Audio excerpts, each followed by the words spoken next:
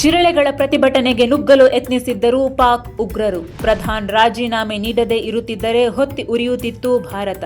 ದೆಹಲಿಯ ಜಂತರ್ ಮಂತರ್ನಲ್ಲಿ ಜಿರಳೆಗಳು ನಡೆಸಿದ್ದ ಪ್ರತಿಭಟನೆಯಲ್ಲಿ ದರೋಡೆಕೋರರು, ಕೊಲೆಗಾರರು, ರೇಪಿಸ್ಟ್ಗಳು, ಚೈನ್ ಕಳ್ಳರು ಸೇರಿದಂತೆ ಸಾವಿರಾರು ಜನ ಕ್ರಿಮಿನಲ್ಗಳು ಭಾಗಿಯಾಗಿದ್ದರು ಎನ್ನುವ ಆತಂಕಕಾರಿ ಸುದ್ದಿಯೊಂದು ಹೊರಬಿದ್ದಿದೆ.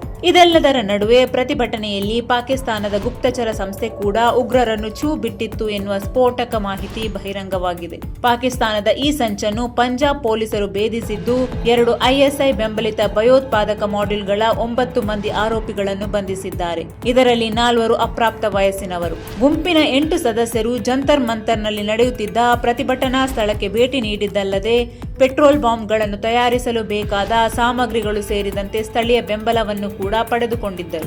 ಪ್ರತಿಭಟನೆಯ ಸಮಯದಲ್ಲಿ ಭಯೋತ್ಪಾದಕ ದಾಳಿ ನಡೆಸಲು ಯೋಜಿಸಿದ್ದರೂ ಭದ್ರತಾ ಪಡೆಗಳ ಕಣ್ಗಾವಲಿನಿಂದ ಆರೋಪಿಗಳು ತಮ್ಮ ಗುರಿ ಸಾಧಿಸುವಲ್ಲಿ ವಿಫಲರಾಗಿದ್ದಾರೆ. ಅಲ್ಲದೆ ಆರೋಪಿಗಳು ಪಾಕಿಸ್ತಾನದಲ್ಲಿ ನೆಲೆಸಿರುವ ಐಎಸ್ಐ ನಿರ್ವಾಹಕರಿಂದ ಸೂಚನೆಗಳನ್ನು ಪಡೆಯುತ್ತಿದ್ರು ಎಂದು ಕೂಡ ಹೇಳಲಾಗಿದೆ. ಪರೀಕ್ಷಾ ವ್ಯವಸ್ಥೆಯ ಸುಧಾರಣೆಗೆ ಆಗ್ರಹಿಸಿ ನಡೆದ ಜಿರಳೆಗಳ ಪ್ರತಿಭಟನೆ ಹಾದಿ ತಪ್ಪಿತ್ತು. ಕೇಂದ್ರ ಶಿಕ್ಷಣ ಸಚಿವರು ರಾಜೀನಾಮೆ ನೀಡುವಾಗ ದೇಶದ ಆಂತರಿಕ ಭದ್ರತೆಯ ಹಿತದೃಷ್ಟಿಯಿಂದ ರಾಜೀನಾಮೆ ನೀಡುತ್ತಿದ್ದೇನೆ ಎಂದು ಉಲ್ಲೇಖಿಸಿದ್ದರು.